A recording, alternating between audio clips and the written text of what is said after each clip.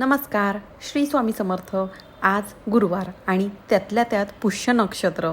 मला समजलेला आहे एक सुंदर उपाय तुमच्यासोबत, तो मी शेअर करणार आहे.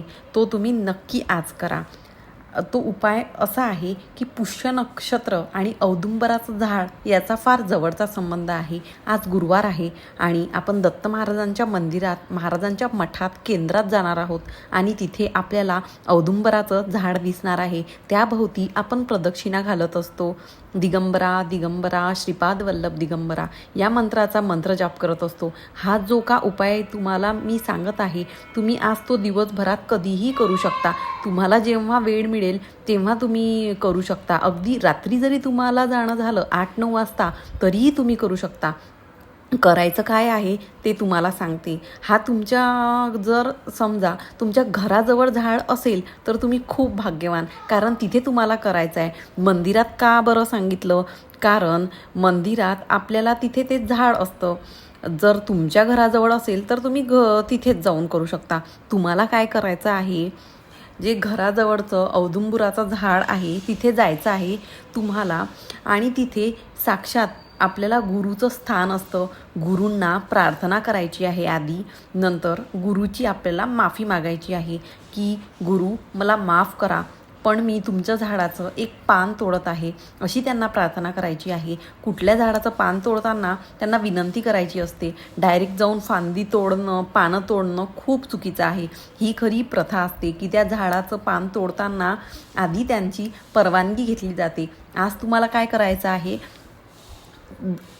तर तुम्ही बघा, झाडाचं पान ऑलरेडी तुटलेलं असेल, जर पानाचं तुटलेलं पान खाली पडलेलं असेल तर ते पान घ्या.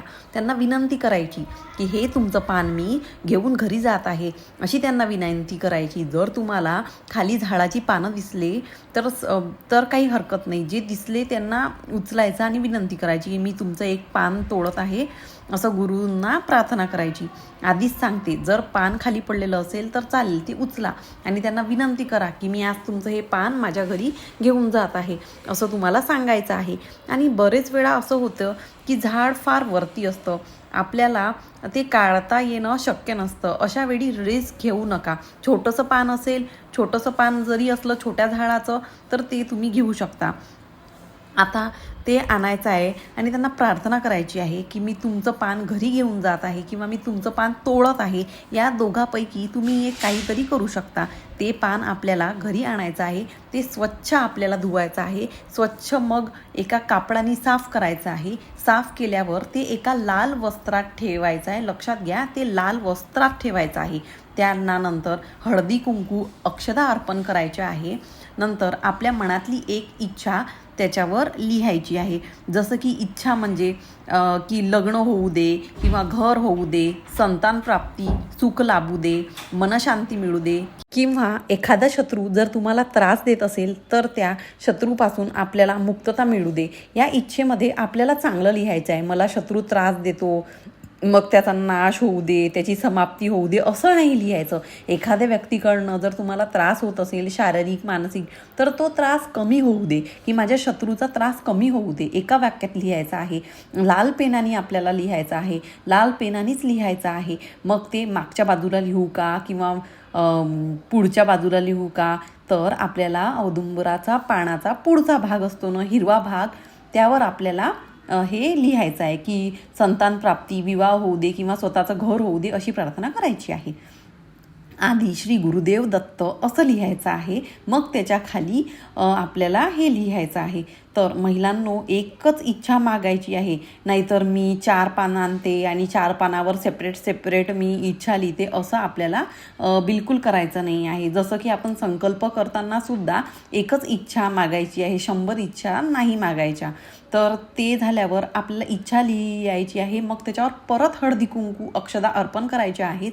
जेव्हा तुम्ही पान तोडायला जाणार किंवा पान आणायला जाणार तेव्हा त्याच्या आधी त्यांना विनंती केल्यावर औदुंबर वृक्षाला प्रदक्षिणा घालायच्या आहेत.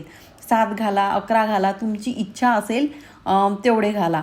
आणि ती प्रदक्षिणा घालताना आपल्याला म्हणायचं आहे, धन्य धन्य हो प्रदक्षिणा सद्गुरुरायाची, ही प्रार्थना करायची आहे. किंवा दिगंबरा दिगंबरा श्रीपाद वल्लभ दिगंबरा, यापैकी 7 प्रदक्षिणा घालताना आपल्याला ही प्रार्थना करायची असते. आणि मग ते पान घरी न्या. आता तुम्ही हे पान कधी पण आणा, दिवसभरात कधी पण आणा. आणल्यावर मात्र ती सेवा, जी मंत्र मी तुम्हाला सांगितलं आहे ते लिहायचं आहे. मग त्याला लाल वस्त्रात गुंडाळायचं आहे.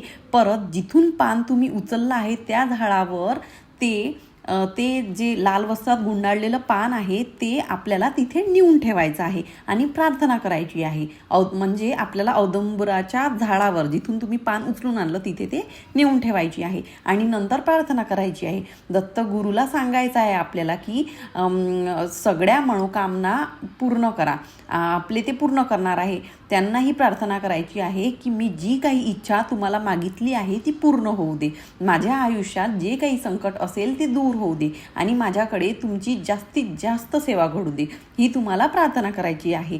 तुम्ही अगदी रात्री 12 वाजता जरी केली तरी चालेल, कारण आज संपूर्ण दिवसभर हा योग आहे. तर तुम्ही जरी माझा लेट हा व्हिडिओ बघितला, 5 वाजता बघितला, 6 वाजता बघितला, तर जवळपासच्या ज्या औदुंबराच्या झाडाजवळ आहे तिथून पानांना पटकन ती सेवा करा.